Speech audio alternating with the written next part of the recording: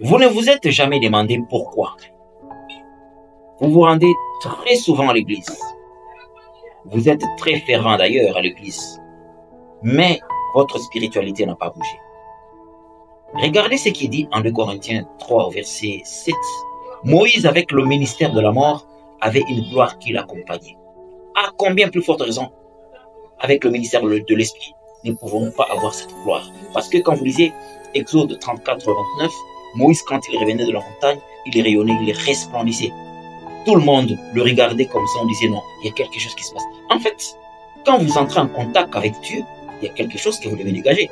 Mais vous, quand vous quittez seulement l'église, vous ne reflétez rien. Et ça fait plusieurs années. Vous devriez vous demander, est-ce que vous vous approchez de Dieu de la bonne façon?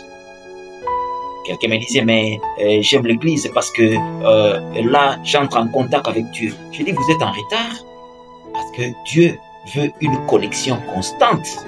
Vous n'allez jamais grandir si vous rendez 5 fois à l'église, 6 fois à l'église. Jamais si vous n'arrivez pas à maintenir cette liaison constante. Parce qu'il est dit en 1 Thessaloniciens 5, 17, priez sans cesse, soyez connectés. Ça veut dire quoi? Vous êtes en train de cuisiner, vous êtes connectés.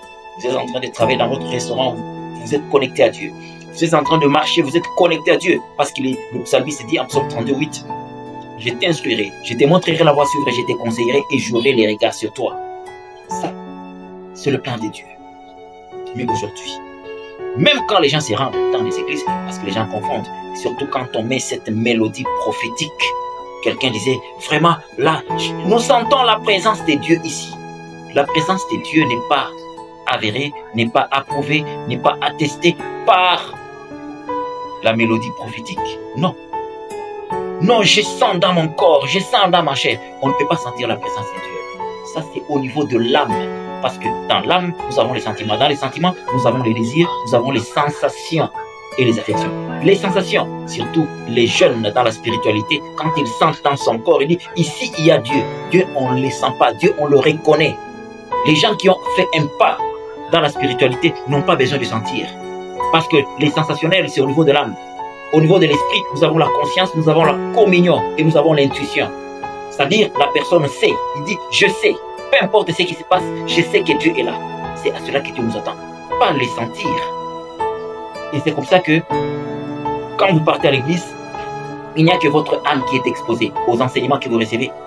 Et comme résultat, il n'y a pas de changement. La personne reste bébé.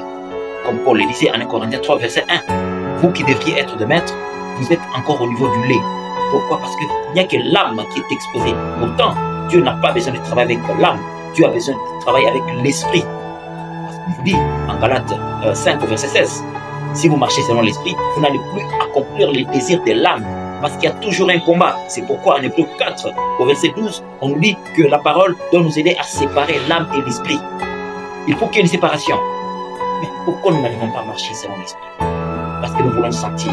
Je veux sentir Dieu. Vous savez, en Hébreux 19, au verset 11, pendant qu'Élie fouillait Jézabel, il est arrivé au niveau de Horeb. Il arrive, il devait parler avec Dieu. Il y a eu un tremblement de terre.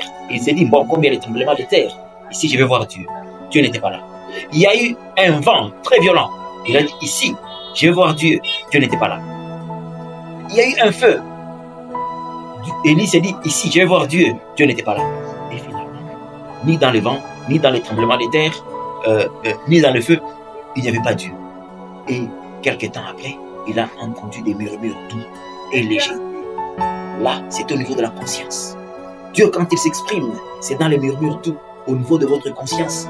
Si les gens pouvaient apprendre à exposer leur esprit quand ils sont dans des églises, pendant qu'on enseigne, il y aurait eu des changements. Mais malheureusement, ce n'est que l'âme qui reçoit. Même quand ils disent Amen, Amen, Amen, en réalité, il n'y a rien. Même les sorciers savent que vous n'avez pas fait un petit pas dans la spiritualité. Ils n'ont même pas peur de vous. C'est triste. Alors, il faut faire très attention. Il faut faire très attention. Dieu opère au-dedans de vous. Vous êtes son temple, comme le dit 1 Corinthiens 3,16. Mais malheureusement, c'est l'âme qui est devant. Et l'esprit est placé derrière. Dieu a du mal à communiquer avec vous. Et c'est comme ça que les gens sont restés les mêmes. Il n'y a pas de transformation. On n'a pas besoin de sentir Dieu. Dieu, on doit le reconnaître. Il est là. Même si je ne sens rien, je dois savoir qu'il est là. Il opère. Il n'y a que les enfants qui cherchent à sentir. Et quand vous cherchez à sentir, c'est comme ça que vous êtes à l'église 5 fois, 6 fois la semaine. Et 0 résultat. Apprenez à faire un pas. Parce que dans la vie, soit on avance, on ne peut pas s'arrêter, soit on recule. C'est ça le principe de la vie. Si vous ne vous améliorez pas, si vous ne faites pas des progrès dans la spiritualité, cela veut dire que vous régressez. Vous ne pouvez pas rester là où vous êtes. Comprenez bien cela. C'est votre serviteur, Ben Alain Kitenge. Merci, à la prochaine.